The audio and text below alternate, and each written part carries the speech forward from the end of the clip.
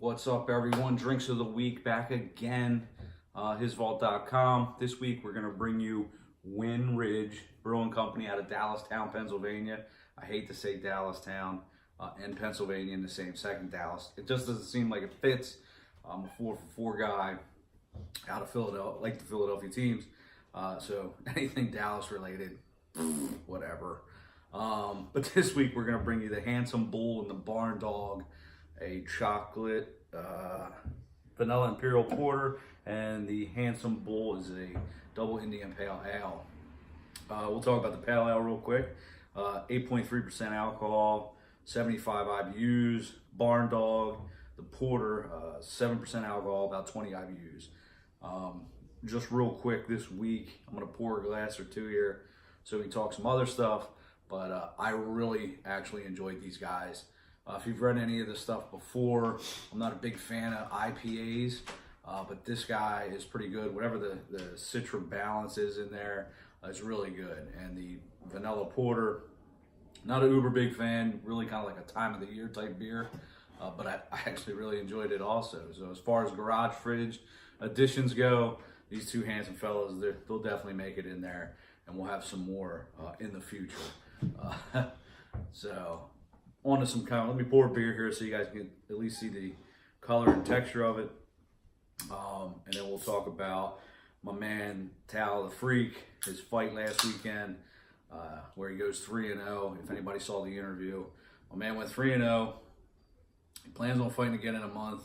I can't comment on how the fight went because I time traveled and did not see it, but I heard it was a good time. So you can see the nice coloring on the Handsome Bull there. Yes, my man went 3-0. He wants to fight again. He's going to go 4-0, probably. He's still looking to go to Vegas, AC, whatever he wants to do. Hats off to him. I don't know if I can make the next one. Physically, I made this one. Mentally, completely gone. But that's all right. Things happen. My daughter, I want to talk about my 10-year-old. My 10-year-old comes in the other day, uber cute, right? He says to my 4-year-old, she goes, let's go hang out. So I'm like, man, that's cool. 10-year-old wants to hang out with my 4-year-old. I said, what are you guys going to do? She goes, oh, nothing. I'm just going to hypnotize her. Are you serious? Like, no, you can't hypnotize your 4-year-old sister. So, needless to say, 4-year-old's been running around like a chicken for last week. I don't know how to turn her off. I believe my kid's a wizard. I'm not really sure. So, if anybody knows how to turn off a 4-year-old from being a chicken and how not to let 10-year-olds hypnotize your kids off of YouTube videos, that'd be great. YouTube is the greatest devil ever created. So, there's that. At least she didn't lock her in a closet or anything. So, oh man, so good. Love this brew. Wife's out of town this week. She's in Boston. She's up there for work, so hopefully she gets to enjoy that. Maybe run into Tom Brady. Whatever. Tired of him. Let's get on to some sports. Philadelphia Eagles. What I want to talk about with them is I believe Howie Roseman is an evil genius. I don't know what he keeps doing or how he keeps landing players.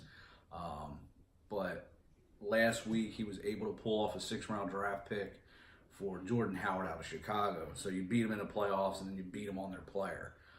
Whether they were going to keep the guy or not, don't know. But the Eagles were able to land a running back. Now, he's not top 5, but for this offense and the style of player he is, it's a huge pickup for us. I don't know how he's been able to manipulate the cap. We were almost over. Now we're way under. I don't know if that means he's going to redo the Wentz deal now or they're going to wait till the end of the year, but the offense is getting pretty loaded up. I'd still like to see them pay more attention to that left side of the offensive line, get a little more youth, and then the D-line. I know they've made some moves to strengthen that, but that O-line and D-line, man, that's what makes the football happen, right? So you strengthen those, you can do anything. I don't think they're going to get a really good corner out of the blue, and they still need some linebacker help, but I trust they're going to do the right thing in the draft, and who knows, there may be some more trades coming. So I trust in the Eagles. Looks like they're going to have a really phenomenal year. So I'm excited to see what they're going to do. On to the Phils. Let's look at the Phillies. So, I don't know, this thing, like, it's not overly hoppy. It's really good. Like, I know it's got 75 IBUs, and usually those IPAs are over the top, but this thing is, man, this joker's slamming. So really enjoying this guy. Let me take another sip before I pour the other one. It's going down really well. Phillies. So let's start it this way, right? Game 1, Bryce doesn't look that incredibly good. People actually, very little, were booing his at-bats. Listen, man, it's 162 games. If you're 30% good over 162 games, you're having a pretty damn good year as far as a hitter goes. So for anybody that booed him that first game, well, you can go choke yourselves, because the dude's really turned it on, and he has benefited this lineup tremendously. I would like to point out that the one guy nobody was talking about, and was, I believe, the first pretty big signing of the offseason, was Andrew McCutchen. This dude is amazing, and he started the season off first at-bat home run, right? So he hasn't slowed down. He's going to be the driving force that gets that lineup going. And then, of course, Bryce Harper just makes everybody better because they have to pay more attention to him. Guys are going to see pitches. You see Reese Hoskins is really picking it up. I know we're only a few games in, but, man, that lineup looks good. It's a scary good lineup. Even all the way down to Franco, who, no pressure now, can just swing away. And that's really cool. So it's good to see. It really starts to remind you of that '08 World Series team just prior to them making it to the series, when guys were just smoking the baseball. They were having fun. It was just a good time to be a Phillies fan, and it looks like we're driving back towards that. I don't know if Nola can be a Cole Hamels, but hey, who knows? It's looking really good for the Phillies right now, so pretty excited about that. I did miss the game the other night that I was supposed to go to due to weather, whatever. I should have went anyway, but who cares? Sixers. Let's talk Sixers, right? Let's just get to the playoffs, dude. You've locked up the 3rd seed. I just want this to be done. They're in. Take the next game or whatever off, and let's just get this thing rolling. These dudes have only collectively played together about 10, almost 11 games. They really, I guess they're waiting to get into the playoffs to see if this is going to work. But they just don't look like they have that cohesion. Again, I'm not paranoid about it. If they don't make the finals, they don't make the finals. You know, we got to remember Ben Simmons and Embiid. This is really like their second full season. And then you added some pieces, which is nice, but it's on those two guys. As they develop, this team will get better. If they don't get better, then it is what it is. But you see it when Joel Embiid is on and that dude wants it. There ain't nobody that can stop that guy.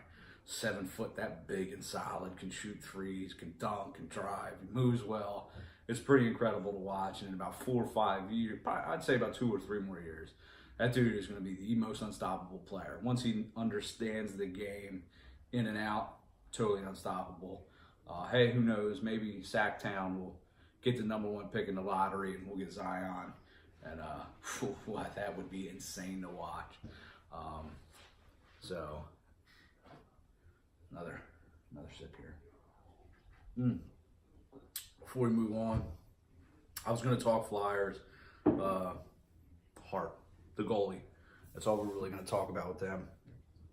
So now we're going to open up this chocolate vanilla imperial. You know, I like the animals on these cans. They're very classy looking. Very, very debonair. Ooh. Oh, that smells so good. This is so delicious. Get a nice little pour. Get a little head on here. Let that fragrance come on out. Ooh, that's a little heavy, but it's all right. Oh, that glass is dirty. Look at that.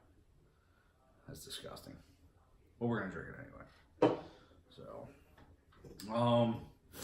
let's talk about the future of his vault. This is come to the end of pretty much year 3, just about. I'm having fun doing it. We're looking to do and expand on the more things. Peanut Butter Mustache, my man, is doing more cigar reviews. We're looking to do some more interviews, like I mentioned before. I'm starting to line up a lot of people that I'm interested in interviewing. Former veterans, first responders, guys that are doing different things. Ladies too, you're not excluded, don't worry. But we're looking to do a lot of different things and really get out there and kind of push ourselves in the community a little bit more, just so people can get a voice for nothing. I mean, we just want to talk and have a good time, which is what we're all about. Have beers, have a good conversation.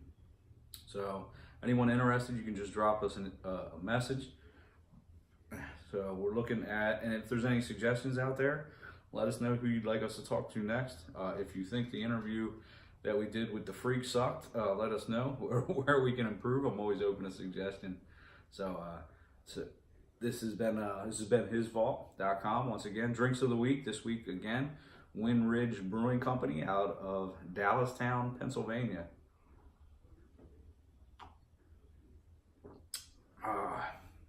This has been the Time Traveler. I'll see you in the future. Hi everybody. Hope you enjoyed this video from the Time Traveler at hisvault.com. This is your boy DOW and our sponsor. Probably not sponsor. He's a funny feller. It's a good time drinking beer. You know what I mean? Like Kavanaugh said. I like beer.